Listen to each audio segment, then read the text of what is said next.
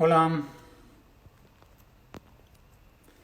buenas tardes a todos. Bueno, hoy es un directo un tanto especial por varios motivos. El primero de ellos es que vamos a hablar sobre Sudán del Sur, que es uno de los destinos a los que más cariño le tenemos. De hecho, nuestro logotipo está inspirado en uno de esos rincones de este país, de Sudán del Sur.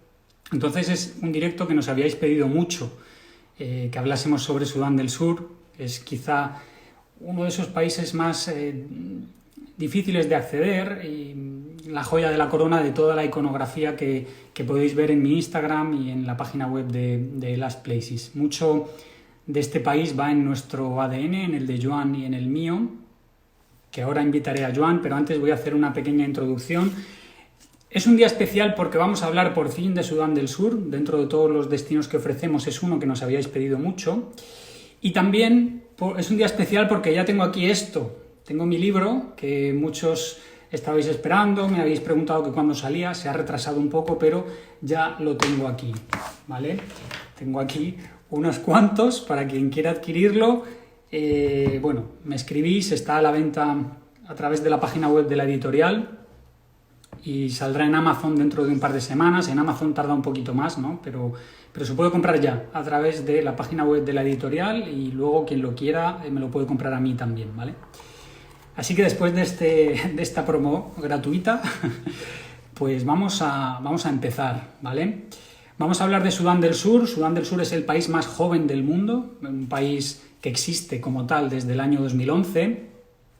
Es lo que antiguamente era conocido, bueno, parte de lo que antiguamente era conocido como el Sudán anglo-egipcio, que a partir del año 56 pasó a ser Sudán, ese gran país del África del Este, y desde 2011, que hubo un referéndum, después de un par de guerras civiles, pues salió con un 99% el hecho de que la gente, la población quería ser un país independiente, y desde entonces se ha convertido en lo que conocemos hoy en día como Sudán del Sur. Uno de los países que más guerras ha sufrido en todas sus diferentes formas, ¿no? Ha encadenado 3 guerras civiles consecutivas. Ahora hay un acuerdo de paz con un gobierno de coalición que parece que le da cierta estabilidad al país, ¿vale? Y bueno, poco más. Un país mayoritariamente, bueno, entre cristiano y animista, con algunas zonas, sobre todo el norte, con mayor influencia del Islam. Y vamos a repasar con Joan las características de este país, qué nos ofrece a los viajeros y por qué hay algunos de nosotros a los que nos ha enamorado este destino.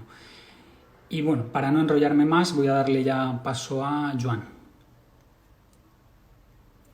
que ya estará por aquí conectado. Mientras se conecta, bueno, pues creo que hay alguna persona de las que está viendo el directo que está interesado en el viaje a Sudán del Sur. Luego hablaremos de... ¿Qué pasa aquí? Luego hablaremos de las salidas que tenemos para Sudán del Sur. Joan, no me deja invitarte, no sé qué está pasando ahora. Ahora, vale. Luego hablaremos de las salidas que tenemos preparadas. Vale, lo tengo aquí anotado. Buenas tardes, Joan. He Oye, aprovechado, estaba yo en plan. he aprovechado para hacer promoción de mi libro y para hablar un poquito antes de que entrases. Pues no sé por qué tu móvil se oye siempre tan raro. Ahí hay como un... No sé. Bueno, antes cuando me has invitado, se han visto otras partes de tu computador, no lo sé. Bueno, es No, misterioso. no, pero eso es por la cámara. Bueno, pues es que cuando hablo yo se oye también desde tu dispositivo y hay como un... Como un critter. No sé si puedes usar auriculares, ¿tienes? No. Tengo un mouse. Pues, a mí no. A ver, pero bueno, no, yo creo que lo importante es que más o menos ya yo te entiendo, aunque haya vocecitas, es pequeños mundaris. Entonces, bueno, estabas hablando, ¿no? Un poco de la historia del conflicto. De hecho, es el conflicto más largo de la historia de la Sí, humanidad, ¿verdad? Desde el 56 hasta el 2002 y luego 2013 otra vez a 2018. Es parte de un poco de la identidad de esta parte de África. Un poco para añadir una cosita más a la historia, es que una de las características es que es de mayoría nilítica, de mayoría etnolingüística nilótica, que está al sur de una región pantanosa que se llama el Sud, ¿no? SUDD, que Sud en el pantano o las aguas inmensas.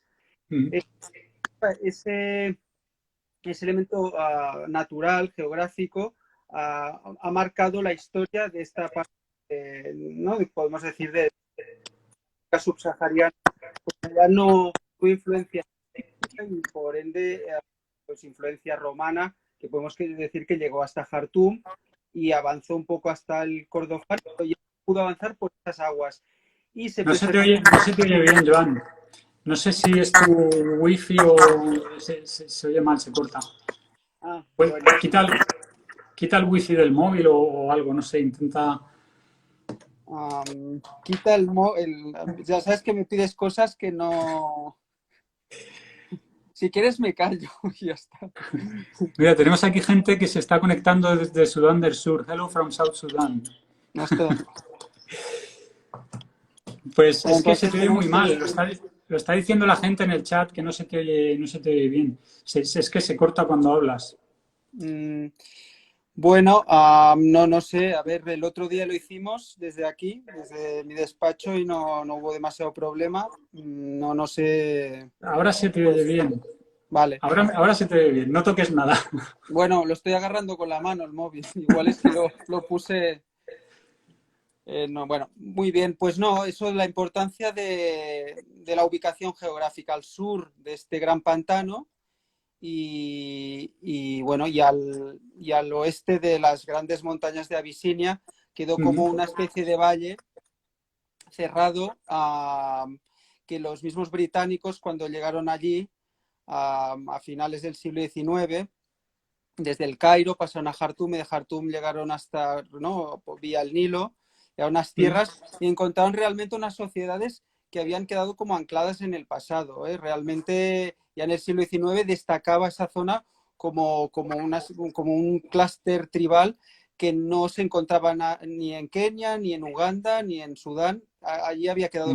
Y esa región concretamente la llamaron Ecuatoria, que es un nombre que sigue formando parte de la realidad de este país, porque hay provincias que se llaman Ecuatoria, pero dentro del Sudán anglo-egipcio había esta región que le llamaron Ecuatoria y que tiene una característica que lo hemos comentado alguna vez y que, bueno, da para un guión cinematográfico o para una segunda novela, que es el tema del closed district, de distrito cerrado, que de 1916 hasta 1956, o sea, durante 40 años, esa zona estuvo de alguna manera cerrada a la influencia masiva de Occidente, o sea, formaba parte de la gran colonia del gran imperio británico, pero esa región no llegó el ferrocarril, la escolarización generalizada que hubo en Kenia, en Uganda, y en Sudán del Norte, que eran las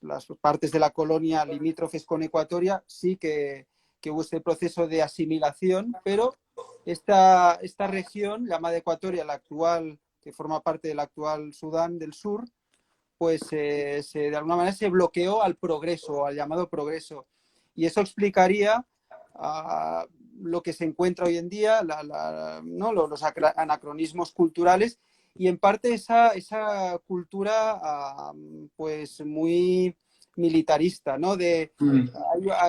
Eso es el gobierno actual, el que ganó el referéndum, pues de alguna manera sigue con una mentalidad muy tribalista, y eso es un elemento distintivo de este país. De hecho, a veces hablando con gente, ¿no?, que se interesa por este destino, es decir, mira, es como si el Valle del Lomo fuera un país independiente y hubiera un Surma, ¿no?, de presidente y de vicepresidente un Hammer, Sí. y que irían con corbata porque es es lo que se supone, ¿no? En el mundo así globalizado, pero en esencia esa mentalidad muy tribal, muy clánica y esa obsesión por el ganado, ¿no? Que es propio Mm, de su sí. idiosincrasia y de su economía. Pero eso es un elemento clave para entender este país. Sí, bueno, esa idiosincrasia de las tribus ganaderas nilóticas, ¿no? Las armas, sean lanzas o armas de fuego actualmente, y el ganado y el ecosistema que rodea toda esa zona. Ahora sí te oye bien, ¿eh? Yo creo que el móvil estaba apoyado en algún sitio que hacía eco o algo. Vale, sí. Eh, bueno, podemos empezar si quieres. Bueno, por si la gente no lo sabe, Joan y yo estuvimos en marzo un mes entero en Sudán del Sur, todo el mes de marzo. De hecho, nos pilló ahí el tema del coronavirus y tuvimos que volver como pudimos. Y estuvimos, aparte de guiando un grupo de viajeros, también realizando trabajos de documentación, fotografía y alguna visita a algún grupo étnico concreto para la guía que vamos a publicar próximamente. Ahora estamos terminando la de Angola y acto seguido pues empezaremos una de Sudán del Sur. Y me gustaría que Joan contase esta primera experiencia que él tuvo en 2012, que la hemos contado esta semana en redes sociales y en el blog de Last Places, y es algo que yo no conocía, ¿no? Tampoco conozco toda tu vida al detalle, pero me pareció muy interesante, entonces pues te pido que lo cuentes aquí ahora. Sí, a ver, yo había visto como es mi interés el tema de, ¿no? Las minorías étnicas. Yo me sonaban algunas tribus y lógicamente los Dinka, había visto las fotos de Angela Fisher, ¿no? De Carol Beckwith, pero no en Google, pues y en el resto de formatos había poca información de Sudán del Sur. Pero fue una agencia inglesa bueno, que me pidió información, a ver si yo podía conseguir información. Sí, y bueno, y me animé a ir a explorar, ¿eh? Y fui con un par de colegas y con ellos pues financiamos este primer viaje exploratorio. Hacía menos de un año que se había independizado, ¿eh? Fuimos en noviembre de 2012 y claro, como que eso es también una de las grandes, ¿no? Preguntas, ¿no? De cómo uno penetra, cómo uno se introduce a un país, ¿no? Que no hay información. Entonces empecé a buscar, ¿no? Por redes, en guías, pero entonces no había ninguna guía en absoluto. Había alguna mención de alguna guía antigua sobre Sudán, del Gran Sudán, pero Sudán del Sur muy poco. Al cabo de 2 años apareció la Brad Guide de Sudán del Sur. Um, y bueno, pues empecé a buscar gente por internet, pues lo que se hace hoy en día, ¿no? Y la gente mayoría no respondía. Entonces, mi introducción fue con un americano bueno, resultó trucho, como dicen en la patria de mi mujer, fue un timo que pagamos un dinero, llegamos allí y no había nada de lo previsto, pero había un chofer keniata con un coche y nos tuvimos que espabilar con él. Un chico joven, un kikuyu, que había ido a buscar a hacer su California, ¿no? En Sudán del Sur, que era un país que se estaba reconstruyendo tras 50 años de guerra. Y bueno, la agencia, el turoperador, pues desapareció, pero al menos nos dejó un coche con un chofer, al cual tuvimos que pagar, aparte de lo que habíamos pagado. O sea, fue esa la introducción en Sudán del Sur. Y bueno, por suerte, en el fondo, mira, estas cosas, ¿no? De la vida, como pues con un mapa y con voluntad y con información que tenía de algún mapilla, pues fuimos descubriendo zonas que seguramente si hubiera estado planteado con la agencia no hubiéramos visto, porque el viaje se vendía por entonces exclusivamente un parque nacional, que era el Parque de Boma, que después de conocer el país, sabes que es imposible de vender, porque es un parque que es de las dimensiones de Cantabria, pero que no hay ninguna pista asfaltada, no hay ningún alojamiento, no hay ningún tipo de referencia, es un lugar salvaje y Mm. que solo se puede visitar pues con helicóptero, con avioneta y lógicamente con un presupuesto muy alto, con mucho tiempo y con muchos permisos, o sea, casi imposible. Entonces, a mí me vendieron un viaje de safari a Sudán del Sur. Era la única manera de entrar en un país que acababa una guerra, que había muy poca información.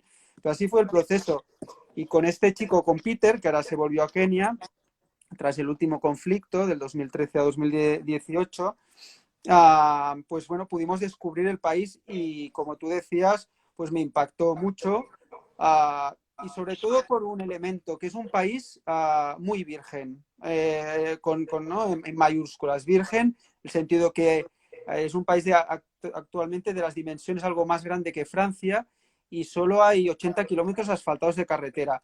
Ahora estaban asfaltando una segunda pista, ¿no? hacia el norte, la pista que va hacia Tiraqueca y luego hasta de camino a Sudán del Norte, pero el resto del país solo son pistas. Un país en construcción que nunca ha tenido estructuras de Estado. Bueno, muy interesante desde un punto de vista político, sociológico. Y luego, como estamos viendo en tus fotografías, pues es un tesoro antropológico. Todo el mundo que le interesan las minorías étnicas y grupos culturales poco visitados, pues aquí tiene mucho tema, que es ahora actualmente el gran highlight de este destino. Sin duda es una gran joya, pero toda la situación geopolítica en la que se ha visto envuelto este país hace que se haya conservado todas esas culturas que hemos podido visitar en este viaje de marzo, que la gente podrá ver en nuestra web y en nuestra guía y en persona, la gente que venga. Y también la naturaleza, ¿no? Ahí está esa gran migración, que es una incógnita de la que me has hablado muchas veces, Claro. Esos parques medio vírgenes. Todo eso es por eso, por ese aislamiento político, los conflictos históricos que ha tenido, y hacen que ahora el visitante se encuentre algo, como tú dices, muy intacto, muy De hecho, es anclado en el pasado. el país más puro, o sea, son términos, podemos decir, muy subjetivos o muy eurocéntricos seguramente, pero es la sensación al final también que vamos a hacer, ¿no? O sea, podemos deconstruir el tema, pero en términos objetivos y al fin y al cabo mucha gente que se interesa es que quiere viajar o tiene curiosidad.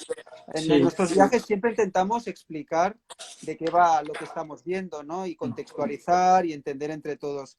Lo que pasa es que en términos objetivos es la marca país, es que es un país donde no está nada escrito. Y eso, cada vez yo hoy he tenido un Skype con Duncan, que es nuestro fixer principal allí, que es un ugandés, y comentábamos que es que cada vez que se hace un viaje a Sudán del Sur es el primer viaje. Totalmente. Porque es que nada es los interlocutores, aparte que cambian, ¿no? Allí se vive, es muy propio de África y de muchas partes del mundo, pero el vivir al día, y eso es, bueno, en parte a nosotros, yo creo a Aníbal y a mí, pues nos gusta nos excita esa parte que no lo controlas al 100% todo, y eso es Sudán del Sur. Sí. Pasa es que ya trabajamos hace muchos años y ya sabemos bastante cómo funcionan las cosas y cómo movernos, ¿no? Pero, bueno, es un país duro, es un país arduo. Tú has contado tu primera experiencia, la primera también mía. Bueno, primero tú me enviaste a una misión suicida en 2014, una misión que consistía en cruzar la frontera de Etiopía a Sudán del Sur, en la que tuve una experiencia muy mala, que eso ya quien me ha escuchado contar mis anécdotas lo sabe, ¿no? Porque era una zona, dio la casualidad de que la parte etíope estaba con muchos conflictos en ese momento y bueno, tuvimos que salir de ahí por patas. Pero bueno, hablo del año 2014, ahora la cosa está tranquila. Y luego, ese fue el primer intento, pero luego la vez que realmente fui y pisé suelo sursudanés por primera vez, pues como dices tú en el post este que has escrito esta semana, cuando llegas a Sudán del Sur, te da esa sensación de... te da un golpe en la cara y como tú decías, o te quedas o te vas, ¿no? Es una decisión de, joder, ¿qué hago? ¿no? Yo, la primera vez que fui, aterricé en el aeropuerto que estaba sin construir, era una gran lona, lo que había, una pista de aterrizaje y una gran lona, y justo al bajar del avión veo a dos tíos enormes, dos dinkas, peleándose a hostias, desnudos, con sangre por ahí. Digo, ¿dónde coño me he metido? Sí, bueno, es un país que impacta y que gusta mucho, ¿no? Ahora veo que está Luisa y personas de las que han venido de viaje con nosotros están conectadas y seguro que pueden dar fe de que es un viaje único. Sí. Se vuelve a ir un poco mal. Yo creo que has dejado el móvil otra vez. Me dolía la mano y lo he vuelto a dejar encima de la mesa. Bueno, sí, está claro que nosotros no podamos hablar muy objetivamente, en el sentido de que eso es algo personal, es algo personal, pero también hemos apostado por este destino. Sabemos bueno, tiene recorrido y de hecho desde esa primera vez en 2012 pues ha habido un incremento y ahora incluso el visado, hay fórmulas para conseguirlo a la llegada con una carta, hay facilidades y el país no funciona el país en el sentido nuestro de funcionar, pero uno sí sabe más o menos, tiene su equipo de gente y sabe medir pues, ¿no? los momentos. Nosotros, de hecho, problemas así gordos no hemos tenido, pero sabemos que, bueno, es frágil, es un país frágil y no lo podemos negar. No lo podemos Sí. negar que tiene unas características, pero en parte, y lo hemos dicho muchas veces, que es parte de la marca país, esa característica. Sabemos que hay destinos, ¿no? Como el mismo Camerún que hablamos en su día, que nunca serán turísticos en el sentido de las complicaciones, de que la gente pues no está por la labor. Y está bien que sea así. Ese es en parte el encanto que tienen Sí. este tipo de destinos. Es un país más crudo, como has dicho antes, con carreteras que se hacen más pesadas, con problemas de que, como nos pasó en alguna ocasión, te quedas tirado con el coche y pues no hay nada a donde acudir. En fin, es aventura, es una aventura real que otros países no te ofrecen y eso pues nos gusta a ti, a mí, a la gente que viaja con nosotros, porque pedimos un grado más, ¿no? De esa dosis de aventura y de países que no es tan fácil recorrer, ¿no? De ahí las places, estamos ofreciendo los Claro, últimos lugares. Bueno, claro. pues si quieres, lo del visado es algo que han preguntado durante esta semana, que ya lo has comentado tú, que ahora es un poco más fácil, ¿no?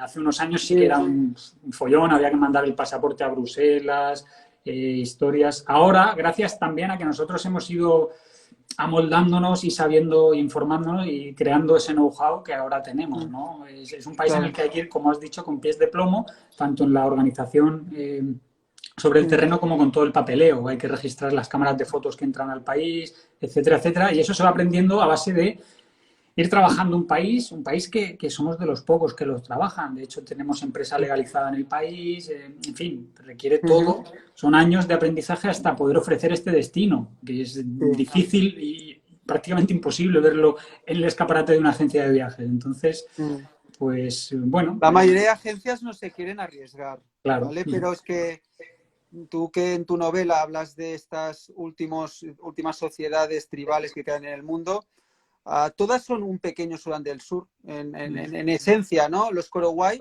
¿qué tiene que ver eso con Bali o con Sumatra? Claro. Nada. Ahí todo puede pasar, ¿no? Se te puede... A ver, allí ya, no, por mucho que estés no, con la situación controlada, tienes que estar muchas horas en Sí, sí, piraguas, sí, tienes sí. que coger porteadores que te pueden abandonar en un momento determinado. Hay que ir con unas leyes que van independientes. Pues es la característica de Sudán del Sur. Has de conocer a gente y bueno, nosotros pues a medida de pasar por el tubo vamos captando, pero como decimos, por suerte, en parte, tiene ese punto indomable que, bueno, cada vez tiene su particularidad y hay momentos, pues, de sorpresa, que es también marca de nuestra empresa, de Sí. las places, que no nos gusta tenerlo todo atado al 100%. Nos gusta que haya viaje, que haya alternativas, que decir, oye, pues, no, ahora fuimos a ver a los Tenet, que es una tribu que localizamos por etnografías antiguas de los años 40 de los británicos.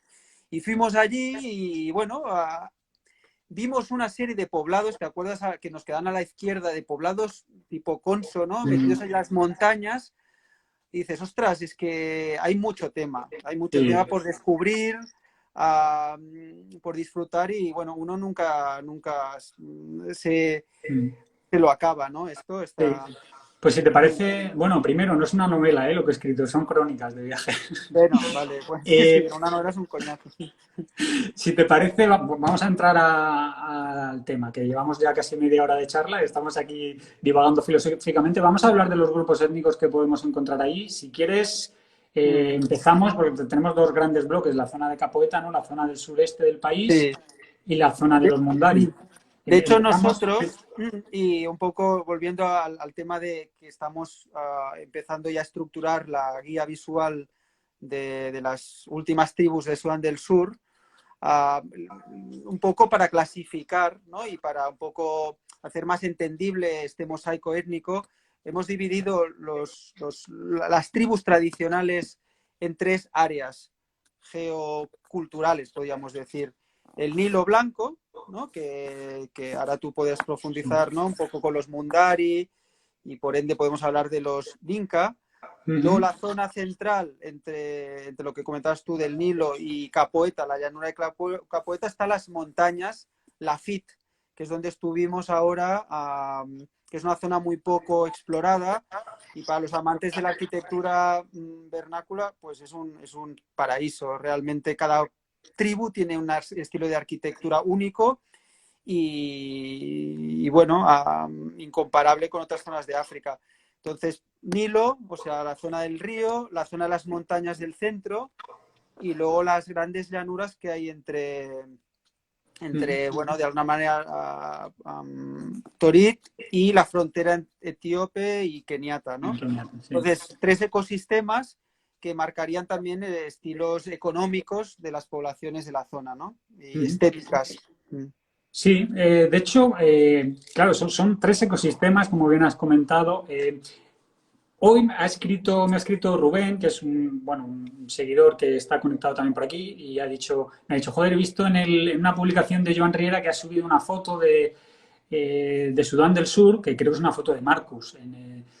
Y dice, joder, veo todo bosque, todo verde. Yo pensaba que Sudán del Sur era más árido. Bueno, es que claro, tiene varias regiones. Hay una zona semidesértica, hay una zona de sabana, bueno, el cauce del Nilo, y luego también está esa zona del Parque Nacional de Boma que es muy verde. Sí. Son montañas con mucha vegetación. Vale, Solo, pues. un apunte de esto de... Hay 2 zonas de bosque tropical.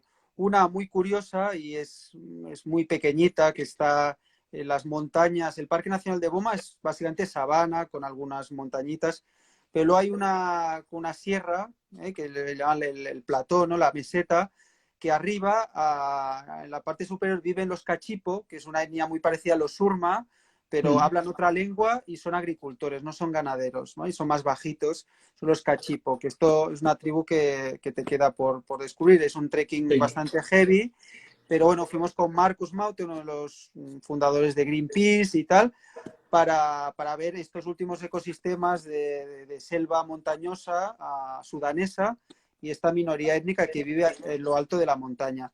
Pero luego está la frontera, que es una zona también, un last place total, que es la frontera, que es el lugar menos contaminado en términos objetivos, y de alguna manera lo saqué de National Geographic, que hicieron un mapa de la presión humana sobre los ecosistemas del mundo.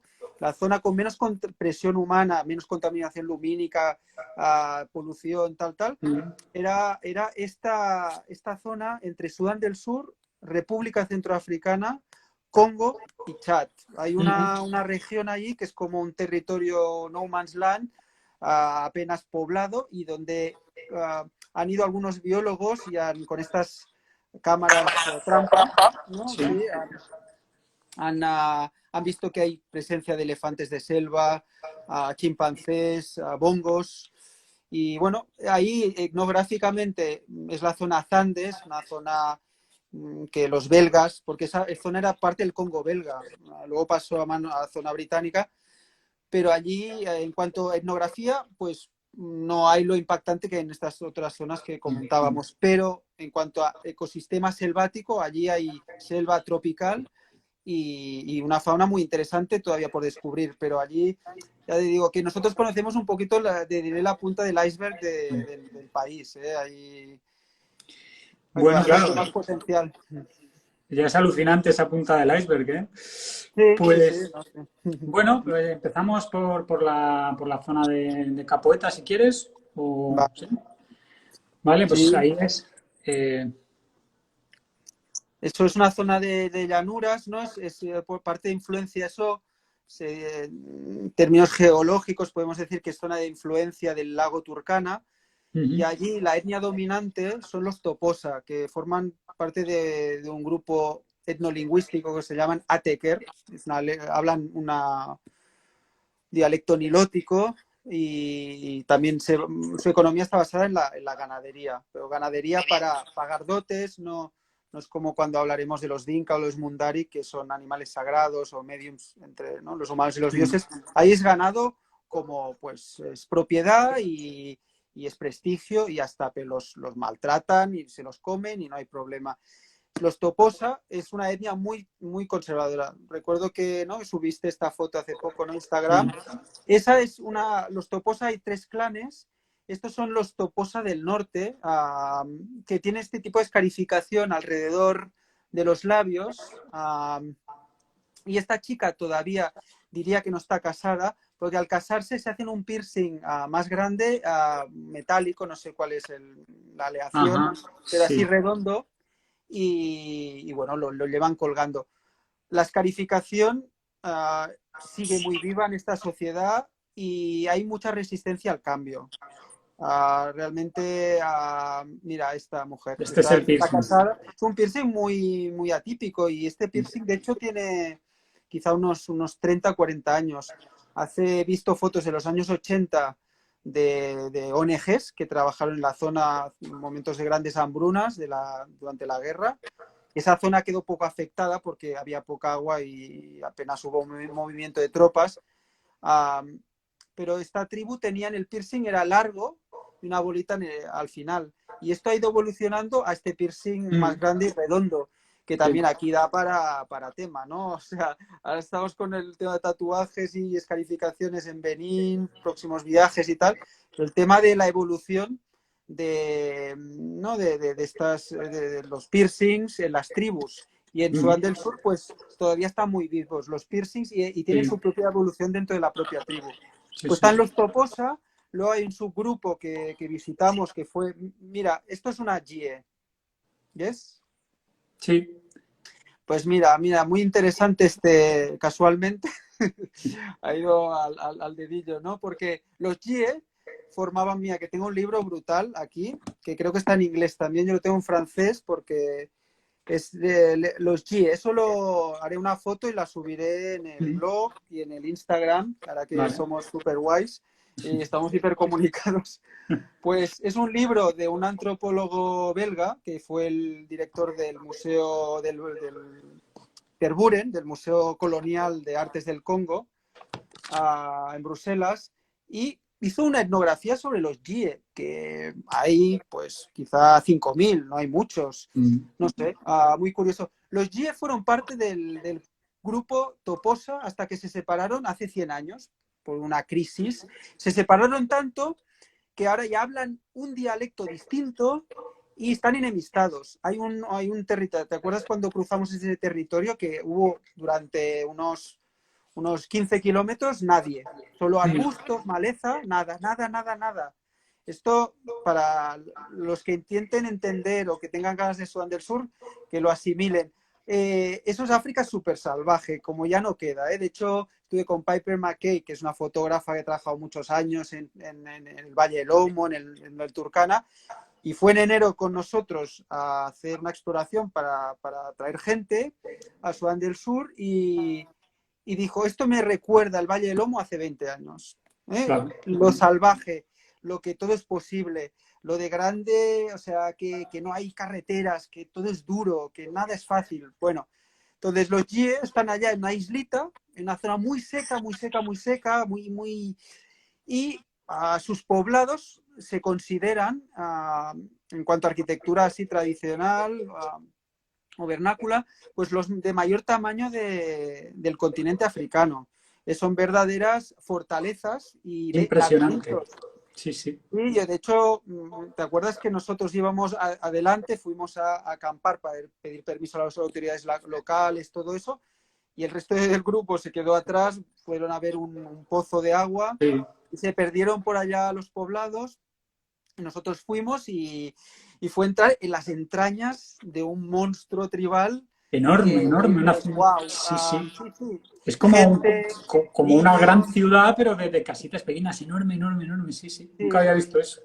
Y bueno, casas pequeñas, pero bueno, que tienen ese punto de, como las toposas son muy bonitas, pues tienen mucho detallito, unos Mm, graneros elevados, allá son unas casas que, como están muy concentradas, da como un ambiente muy particular, que uno les recuerda quizá también a los poblados de Saneig, ¿no? De mm, concentración mucha gente, pero allí no ha llegado el plástico todavía, no ha llegado la chapa en masa, eso también es algo muy único de Sudán del Sur, ¿hasta cuándo? Esta es una mujer joven, casada, con un piercing supralabial muy curioso, que eso también es una moda que llegó hace 20 años por influencia de una etnia que está al norte, que nos queda por visitar, que son los Murle, que mm, hablan un dialecto súrmico, parecido a los Surma y a los Mursi de Etiopía, y estos no lo llevaban. Tenían ese piercing que hemos visto en esa foto anterior de Aníbal, y ese es el piercing clásico de los Toposa, que lo lleva esta generación que tienen 50, 60 años. Los jóvenes ya no se hacen un piercing sublabial, pero se ponen un palito que parece de chupa chups en el este, sí. frente y te vuelves bizco, ¿no? Porque los tienes siempre en Sí. medio. Y aquí un piercing más sutil, pero no ese largo. En Mm, cualquier caso, la escarificación está súper viva. Es una mm, niña. ¿Dónde encuentras en África que se mantenga todavía? Y este tipo de descalificaciones con mucho relieve, pues bueno, allí da por mucho tiempo. Allí mm. tenemos nuestro fixer, que es el gobernador de la zona, y ha sido también una relación de trabajarla. Y somos, de momento, la única agencia que está trabajando esa zona.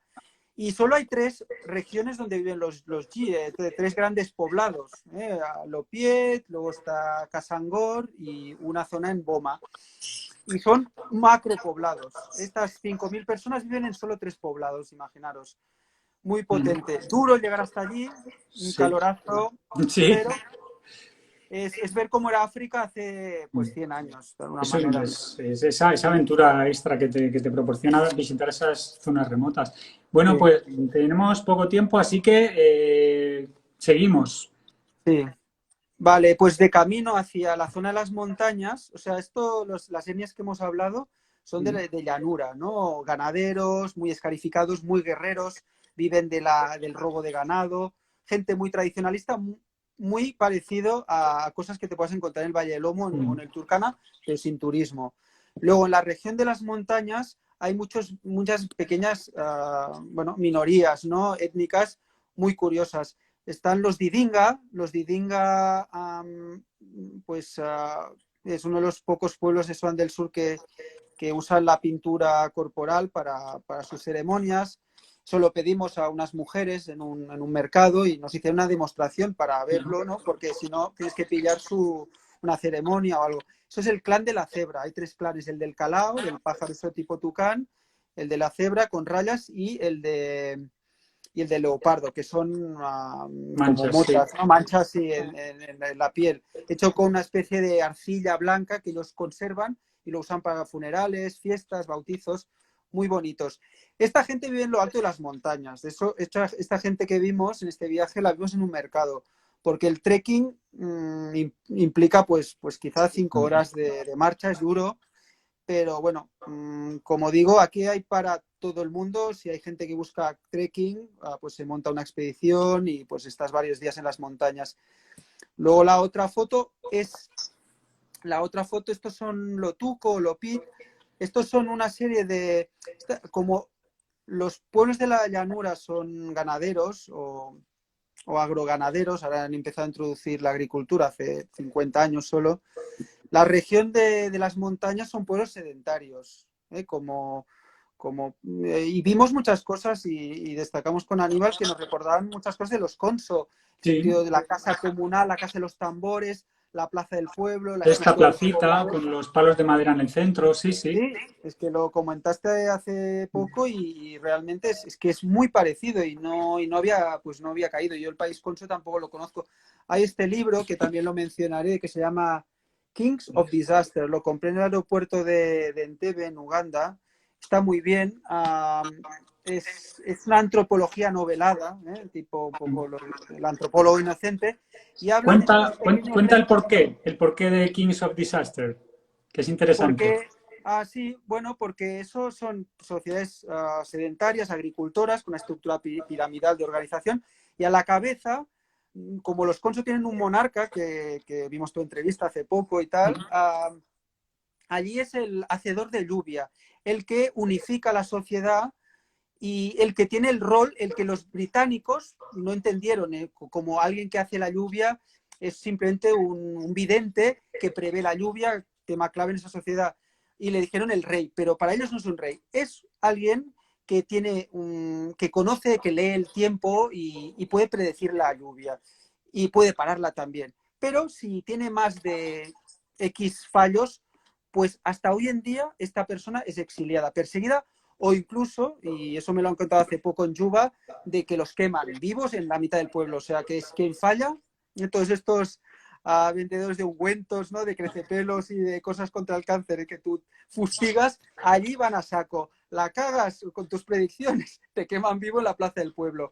Eso pasa todavía hoy en día. Esta región, como al ser sedentarios, fueron más fáciles al irse los británicos y parar esta política de distrito cerrado, en el 56 entraron los misioneros italianos, los combonianos, los católicos, y esa gente pues han perdido la desnudez y son oficialmente católicos o incluso algunos hay protestantes, pero preservan. Nosotros estuvimos un par de días con ellos en el reino de los Lopit, en Emejec, y bueno, te das cuenta que siguen los templos, ¿no? Y toda una sociedad organizada en los grupos de edad, que es parecido también al caso de los Conso, ¿no? Sí. Ahora mandaba la gente que está entre 40 y 50 años. Los viejos habían quedado retirados y estaban los jóvenes, pues un poco apretando, que a veces incluso hay guerras entre los dos grupos de edad. Me recuerda a la novela de Stephen King de Los chicos del maíz, que ahí los niños se cargan a los padres para sustituirlos y gobernar con otra forma, con otra mitología, ¿no? Pero esa zona no la solemos ofrecer, es cierto, porque es más para tienes que desviar, no es tan impactante tribalmente, pero los poblados, ostras, son una delicia, Sí. ¿no? Porque son muy antiguos, hay algunos del siglo XV, o incluso hablan de más antigüedad.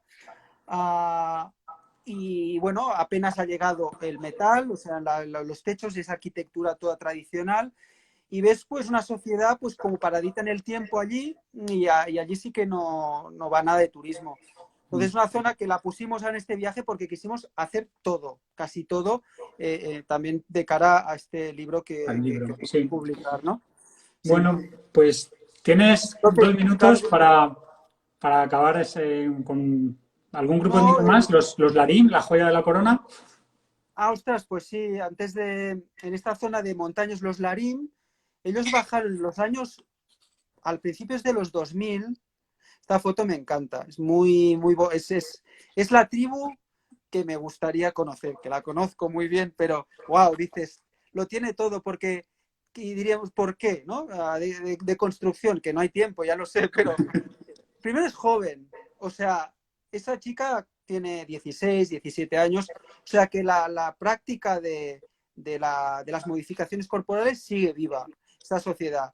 Se mantiene un hilo con el pasado, estas escarificaciones en la cara, que hacía también su abuela, pero incorpora nuevos elementos de estética facial, como son el piercing este nasal, que es producto de que a los mercados locales pues llegan objetos, muchos fabricados en Oriente, y los incorporan a su estética. Entonces, es una tribu que se reinventa con el tiempo, ¿no? Eso se puede ver en el Valle Lomo, pero en muy pocas otras partes del mundo, porque un Dani que quiera reproducir como eran, se disfraza como iba el abuelo, pero los jóvenes van occidentalizados.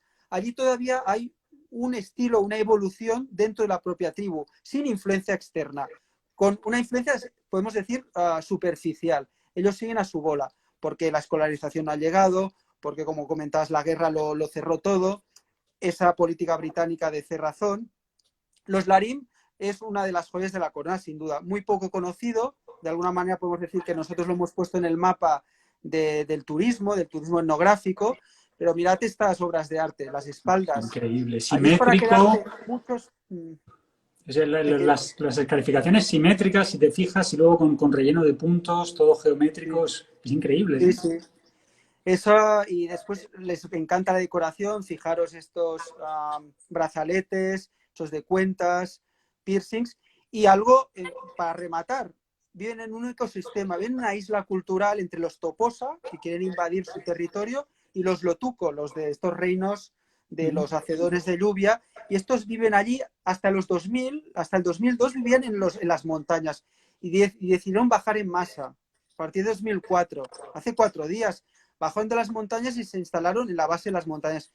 Y construyen estas casas que yo siempre he hecho esa conexión un poco con partes de, ¿no?, de Sumba o de algunas islas estas perdidas de Indonesia. Son casas muy alargadas, ¿no?, con un poco con esa especie ¿cómo se diría? Bueno, no conozco el tema, terminología de los barcos, pero luego por dentro, tú tuviste, ¿no?, la oportunidad de entrar en alguna de las Sí, casas, sí, sí. que hay un laberinto paralelo, una sofisticación, una fineza, ¿no? Allí algunas están decoradas, le ponen caracolas, que uno dirá, caracolas de mar, no son caracoles de tierra, que muertos pues quedan blancos. Brutales, brutales, son obras de arte, y yo digo, eso es candidato a ser patrimonio de la UNESCO y a ser Sí. protegido, porque realmente es un museo al aire libre de arquitectura, de estética tribal, y todo envuelto de unas montañas que los han protegido de la asimilación a otros grupos y los han preservado en su independencia. Bien, eso diríamos por finalizado las tribus de montaña de Sudán del Sur, que están, podemos decir, en el centro sur.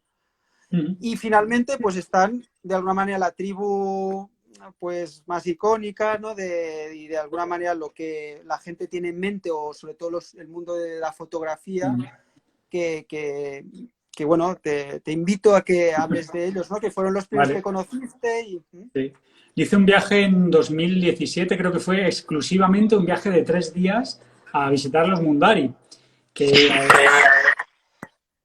creo que se me oye con eco, por favor, si lo dejas ahí.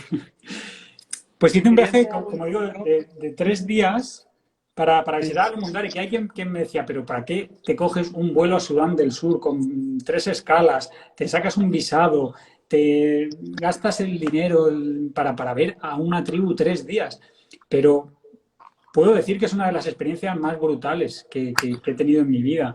Y aquí, de hecho, abro el libro, voy a hacer otro un poco más de publicidad. Abro el libro, en el primer capítulo son los Mundari, y la contraportada son los Mundari, porque marca. Y leyendo ayer en Facebook el comentario de nuestra compañera Begoña y tuyo, hablando de cómo fue la primera vez que entrasteis al universo Mundari, y recordando también yo cómo fue la primera vez que llegué ahí, son sensaciones increíbles. El aparecer de repente en un universo compuesto de ceniza, humo, miles de vacas, gente semidesnuda, el río Nilo de fondo, un montón de códigos culturales que no entiendes, ¿no? Personas con el pelo naranja, con escarificaciones en la frente, con toda la piel llena de cenizas. Yo lo asemejo mucho al universo Mad Max, o sea, es como algo posapocalíptico, con gente desnuda, humos, todo vacío, la nada, porque estos cattle camps, estos campamentos de ganado, pues tampoco ves casas, ¿no? Ves alguna pequeña construcción. Y estas vacas de cuernos tan exagerados, tan enormes, con los cuernos doblados, ¿no? Pues hay muchísimo de lo que empaparse ahí. En un primer impacto te satura, te desborda, ¿no? Tanta información, tanto código cultural, un universo tan diferente, ¿no? Sí. Y, y luego, Y pues, para nosotros, de alguna manera, claro, como has dicho, es muy distinto, hay mucha información que te envuelve, y es un ecosistema muy hostil para nosotros, muy hostil, sí, porque incluso te ahogas a veces, porque es una mezcla de humo, estiércol fermentado y polvo, ¿no? Es como una sauna, ¿no? Como entras en una sí, sauna llena de gordos y noruegos o de esto, ¿no? Y que es asfixiante con ese olor a eucaliptus, pues allí entras en un lugar que encima ellos te pechan, que es como recordamos con Bego, ¿no? Que que esta gente son muy rudos, podemos decir a la que interaccionas, sí, pero es gente muy pétrea de alguna manera, muy Sí, como el entorno, ¿no? sí. Y eso lo comentábamos en el último viaje, que hemos pasado 2 días allí o 3, y había gente que decía, joder, me cuesta respirar porque estás respirando humo continuamente, porque son hogueras de excremento de vaca encendidas 24 horas, y estás dentro de la tienda y estás respirando. De hecho, mi cámara de fotos aún huele a Mundari. Entonces, a mí una de las cosas, porque hay poco tiempo, pero que a mí me gustaría destacar de los Mundari es la relación que tienen con el ganado. Yo siempre digo que no he visto una relación hombre-animal más estrecha que esa, porque se pasan todo el día eh, acariciando las vacas, restregándoles la ceniza. Ellos mismos van recubiertos de ceniza de excremento de vaca por todo el cuerpo. Se realizan esas escarificaciones en forma de V también en referencia a las vacas, se saludan haciendo así, ¿no? Emulando los cuernos de la vaca. Eh, toda su vida gira en torno a los Watusi, que es la especie de bovina que hay allí. Beben directamente de la ubre de las vacas. Toman duchas de orina de vaca también, que eso es algo. Aquí tenemos una imagen. Usan también la orina para hacer este tinte naranja que vemos en algunos de los hombres. Utilizan las vacas como mediums para contactar con el más allá, con los antepasados. Tienen estos tótems de cuernos de vaca, es decir, todo es un universo que gira en torno a la vaca. Desayunan la sangre de la vaca, que la extraen y la fríen un poquito con aceite y se la comen. Hacen migraciones porque son seminómadas acompañados de sus vacas. Esta es una imagen brutal, ¿no? El ver cómo migran de una orilla del Nilo a la otra todo el ganado. Ves al pastor saltar con una antorcha al amanecer y ves cómo todas las vacas con esos enormes cuernos le acompañan a nado por el Nilo. El paisaje, sobre todo para los fotógrafos, en esa hora que la luz es tan buena, justo amaneciendo, ver a un tío con una antorcha y ver todo el Nilo blanco lleno de estas cornamentas de vaca es increíble. Entonces, como nos queda poco tiempo, no me voy a enrollar porque yo de los Mundari podría estar hablando mucho tiempo y si quieres vamos a decir los viajes que tenemos programados para Sudán del Sur. Aquí dejo a mi amigo Muga. Sí, que él simboliza, aparte de que es tu mejor amigo Mundari, simboliza una cosa que fue muy emocionante para el proyecto Last Places, que es el de empezar una especie de danza espiritual, ¿no? De alguna manera recuperar o intentar empezar a abrir un debate de algo que se acabó en el año 84, que son los corsets estos que llevaban los jóvenes antes de casarse para ligar, ¿no? Como, a ver, ¿tú qué llevabas para ligar cuando eras joven, Aníbal? Yo me hacía Los pantalones rotos, la cresta, ¿no? Yo que era punk y yo me hacía la cresta roja, sí. Pues, bueno, pues seguramente hay una conexión con eso. Es imitar como los urogallos, ¿no? Para la corte, ¿no? Para cortejar a la hembra. Pues eso lo prohibió el gobierno de Jartum en el 84 porque aplicó la Sharia y introdujo estos baby dolls, que son unas chilabas cortitas, que también tienen su punto, pero acabó eso, ¿no? Hace, pues eso, casi 40 años que acabó esto. Entonces, recuperamos de algunas personas que lo conservaban y pues lo trajimos. Claro, fue chocante, la gente de 60 años lo recordaba, lo habían llevado, se emocionaron y estamos todavía en menos a ver este debate de un poco de revival cultural, porque es, bueno, estéticamente es fascinante, conceptualmente es muy interesante y nos gusta entrar en estos juegos. Ellos se divierten, entra el elemento de la nostalgia, de mundos pasados, de por qué hemos cambiado y aparte de la potencia de esa estética que es Sí, única, ¿no? esto fue en 2016, 2018, 2017, 2018, no recuerdo bien, que estas son las últimas evidencias gráficas de las que había constancia, ¿no? Los libros de Angela Sí, Fisher, de que se usasen esos corsés. Y Joan, que hizo todo el trabajo sí. de- ¿Ves una foto de aquí de un... ¿La sí, ves o no? sí, sí, sí. Vale. No, no, pues eso es una foto de... Hay un libro, luego pondremos una bibliografía, esta de Nile, de Kazuyogi no Machi, que es un japonés de los primeros que fueron allí, hizo un recorrido por el Nilo y fotografió a finales de los 80 los últimos hombres llevándolo. Es algo que está todavía vivo. Y un poco la intención en este viaje que prevemos que tú guiarías como ya etnógrafo y fotógrafo, ¿no? Ir a una zona que dicen que todavía se preservan en las casas, no son de uso diario, pero lo preservan. Bueno, este fue un momento histórico, fue la primera vez que nosotros vimos que alguien llevaba el corsé, gracias al trabajo de Joan, ya que lo llevamos allí. Lo cuento también en el libro este momento, ¿eh? Bueno, nos quedan 2 minutitos. ¿Hablamos de los viajes que tenemos? Vale, hay un viaje orientado en los Mundari únicamente, que es un viaje fotográfico en el que pasaremos 5 días con ellos, ¿no? Sí, es un viaje de una semana, pero que se pasarán 5 días con los Mundari, en una zona nueva que estamos explorando, que hay muchos más y que aparentemente, pues, al estar más lejos de Yuba, son algo más tradicionales.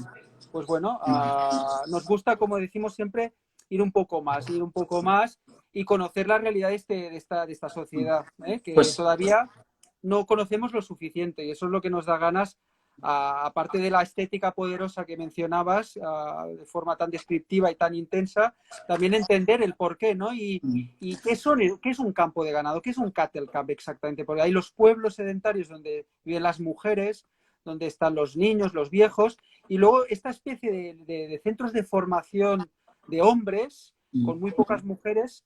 ¿Qué representa exactamente? Eso tenemos que indagar en ello, aparte de maravillarnos del ambiente, ¿no? Bueno, nos queda 1 minutillo y medio. Este viaje que guiaré yo es del 15 al 20 de noviembre, ¿de acuerdo? Será del 15 al 20 de noviembre, plazas limitadas, que es un viaje en el que iremos personas selectas. Y nada, quien esté interesado que nos escriba por Facebook, mail, Instagram o lo que sea, y lo dicho, del 15 al 20 de noviembre es el tiempo que pasaremos allí, ya vemos los vuelos, dependiendo de dónde salga la gente. Y luego hay otro viaje, que explícalo más tú, porque es un viaje combinado, que es en enero y febrero. Tienes 1 minutillo para resumirlo. Bueno, toda esta información, a ver, lo que queríamos es explicar sobre Sudán del Sur y lo potente que es, y animaros a cualquier persona que esté en las tribus que se venga a conocerlo. Vale mucho la pena y no decepciona nunca. Es brutal, pero es incómodo, que se sepa. Pero la idea, los meses secos son de diciembre hasta marzo. Luego empiezan las lluvias y el país se hace muy complicado, muy complicado. Todo y que a veces hacemos alguna incursión en meses de lluvia, en algunas zonas muy concretas. Pero nosotros ahora estamos trabajando en este producto, ahora que empieza a abrirse ciertos espacios aéreos, empieza un proceso de normalización de los viajes. Ha empezado, todavía es pronto, pero vemos que se tiende a normalizar. Pues eso, este viaje ya concreto de Aníbal de diciembre, y luego en enero, febrero y marzo también tendremos salidas que guiará tanto Aníbal como yo. Y esos detalles los iremos desgranando en la página web y haremos algún live también específico de los viajes, porque cada uno tendrá su particularidad. El segundo que haría Aníbal en enero, pues combinaría el lago Turkana, la zona norte de Kenia, con partes del este de Sudán del Sur, la zona de los Toposa. Y bueno, yo tengo también previsto uno que combinaremos Etiopía pues con Sudán del Sur. Cosas que tenemos mucha ilusión de hacer.